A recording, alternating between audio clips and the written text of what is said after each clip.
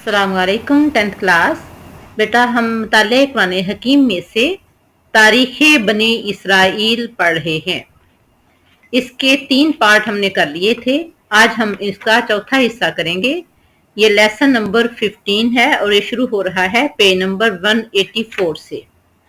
तो आज हम करेंगे पेज नंबर 186 और 187 का हाफ हिस्सा, जिसमें हम बनी इसराइल का पहला ज़वाल और बनी इसराइल का दूसरा अरूज, इन दोनों के बारे में पढ़ेंगे इंशाल्लाह। तो आइए अल्लाह का नाम लेकर शुरू करते हैं। क्वेश्चन नंबर 1 है, हजरत सुलेमान अलैहिस्सलाम की वफात के बाद बनी इसराइल की रियासत किन 2 हिस्सों में तकसीम हुई? तो उसका आंसर है, हजरत सुलेमान अलैहिस्सलाम की वफात के बाद बनी इसराइल की रियासत 2 हिस्सों में तकसीम हो गई। कौन से हिस्से हैं, आइए देखते हैं। नंबर 1, शुमाली हिस्सा इसराइल का था, जिसका दारुल खुलाफा सामरिया था। नंबर 2, जनूबी हिस्सा यहूदिया था, जिसका दारुल खुलाफा यरूशलेम था। क्वेश्चन नंबर 2, बनी इसराइल पर पहला अजाब क्या था? तो इसका आंसर है, जब बनी इसराइल में इखलाकी पस्ती, बदकिरदारी, अल्लाह ताला की शरीयत की नाफरमानी हद से बढ़ी, तो अल्लाह ताला की तरफ से इन पर 2 किस्तों में अजाब आया। पहला अजाब ये था कि 700 कबले मसीह में आशूरियों ने शुमाली रियासत इसराइल को तबाह कर दिया। क्वेश्चन नंबर 3, बनी इसराइल पर दूसरा अजाब क्या था? तो आंसर है, 587 कबले मसीह में इराक के बादशाह बख्ते नसर ने इनकी जनूबी रियासत यहूदिया पर हमला किया और पूरी रियासत को तहस नहस करके रख दिया। यरूशलेम को इस तरह तबाह किया कि किसी इमारत की 2 ईंटें भी सलामत नहीं रहने दी। हैकले सुलेमानी को ढाकर उसकी बुनियादें तक खोल दी गईं। इस दौरान बख्ते नसर ने बनी इसराइल की बड़ी तादाद को कत्ल किया और बकिया मर्दों, औरतों और बच्चों की एक बड़ी तादाद को जानवरों की तरह हाँकता हुआ इराक के शहर बाबल की तरफ ले गया। यहाँ ये लोग तकरीबन 125 साल तक कैद की हालत में रहे। जिल्लतो रसवाई के एतबार से ये इनकी तारीख का बदतरीन दौर था। क्वेश्चन नंबर 4, बनी इसराइल के अरूज का दूसरा दौर कब शुरू हुआ?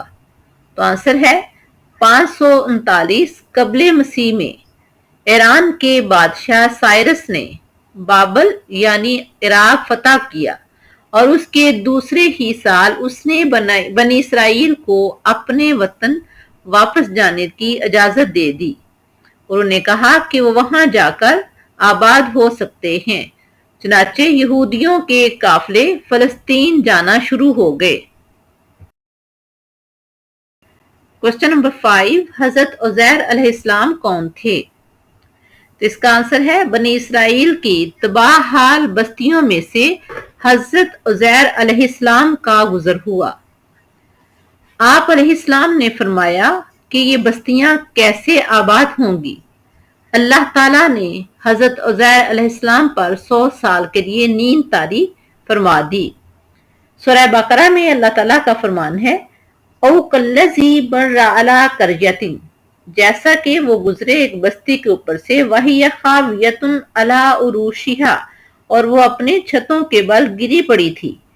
काला, तो उसने फरमाया, यानी पैगंबर हज़रत उज़ैर अलैहिस्सलाम ने फरमाया, अन्ना युही हाज़िहिल्लाहु बादा मौतिहा, कि अल्लाह ताला इसे इसके मरने के बाद कैसे जिंदा करेंगे। फ़अमातहुल्लाहु मियत आमिन, तो अल्लाह ने उन्हें 100 साल मौत तारी किए रखी, यानी 100 साल वो सोए रहे, नींद में रहे।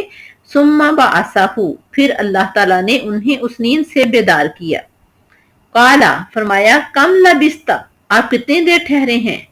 قالا تو حضرت عزیر علیہ السلام نے فرمایا یومن او باز یوم، دن یا دن کا کچھ حصہ.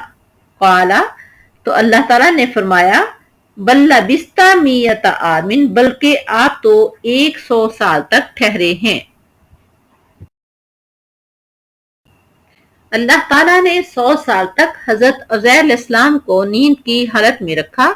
پھر جب ان کو اٹھایا، جس کا ذکر ابھی ہم نے پڑھا ہے سورہ بقرہ کی آیت نمبر 259 میں، حضرت عزیر علیہ السلام نے بنی اسرائیل کو توبہ اور رجوع اللہ، اللہ کی طرف رجوع کرنے کی دعوت دی.